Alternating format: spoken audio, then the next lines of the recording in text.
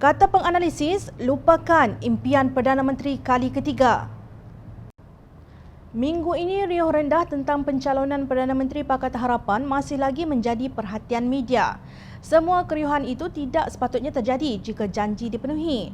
Bagaimanapun, beberapa penganalisis politik berpendapat Tun Dr. Mahathir Mohamad tidak mempunyai pilihan selain memberi laluan kepada Presiden Keadilan Datuk Seri Anwar Ibrahim untuk dipilih sebagai calon Perdana Menteri ke-9. Malaysia kini memetik Profesor Azmi Hassan dari Universiti Teknologi Malaysia sebagai berkata bahawa bekas Perdana Menteri itu perlu sedar bahawa beliau tidak mempunyai kuasa untuk menentukan kedudukan keadilan dalam Pakatan Harapan.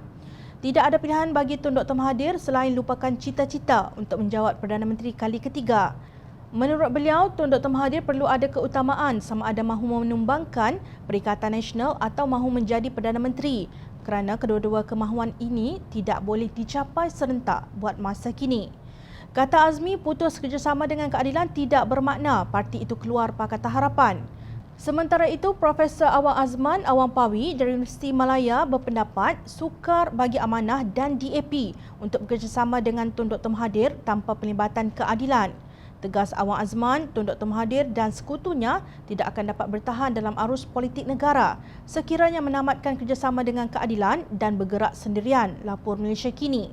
Dalam wawancara dengan media Hong Kong, Asia Times yang disiarkan pada 26 Jun, Tun Dr. Mahathir Mohamad berkata beliau tidak mahu menjadi Perdana Menteri buat kali ketiga tetapi diminta berbuat demikian.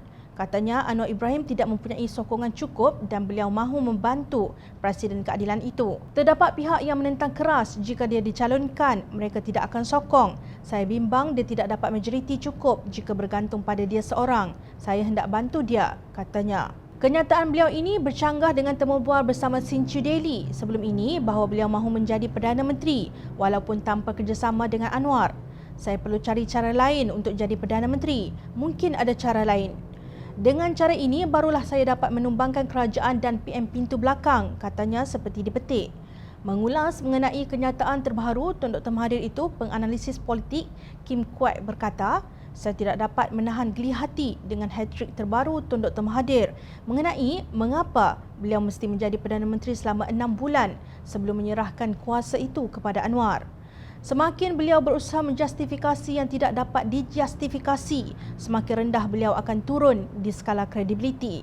Beliau berpendapat sudah tiba masanya untuk Tun Dr. Mahathir berehat mengenai isu ini yang sebenarnya telah diselesaikan.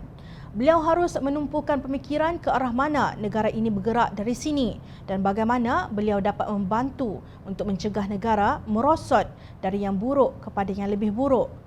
Jika campur tangan yang tepat tidak diambil sekarang, semua rakyat Malaysia akan menderita untuk masa yang akan datang, ujarnya. Maksudnya jelas, Tun Dr. Mahathir harus menerima tawaran untuk menjadi Menteri Mentor seperti yang juga disarankan oleh Pengarah Eksekutif Ilham Center Muhammad Hishamuddin Bakar sebelum ini. Seperti katanya, dalam proses mentor itu yang dikatakan untuk memberikan panduan dan bagi saya bimbingan yang diperlukan berdasarkan pengalaman yang dimiliki Tun Dr. Mahathir untuk menghadapi kerajaan, menghadapi situasi pasca pandemik. Saranan yang dipercayai dikongsi juga oleh Kim Kwek. Saya harap beliau mendapat jawapan yang tepat dan bertindak untuk memberi manfaat kepada dirinya dan juga seluruh negara, ujar Kim Kwek.